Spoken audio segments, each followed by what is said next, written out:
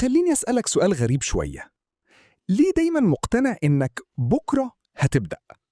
بكرة هتصحى بدري، هتبقى مركز، مش هتمسك الموبايل، وهتخلص كل اللي عليك في وقت قياسي، صح؟ طيب، ليه كل مرة بيجي بكرة بتلاقي نفسك نفس الشخص؟ نفس التسويف، نفس التأجيل، نفس الإحساس بالذنب. كأن في نسخة خيالية منك عايشة في المستقبل، نسخة مثالية منضبطة ما فيهاش ولا غلطة، وانت كل يوم بترمي عليها كل حاجة.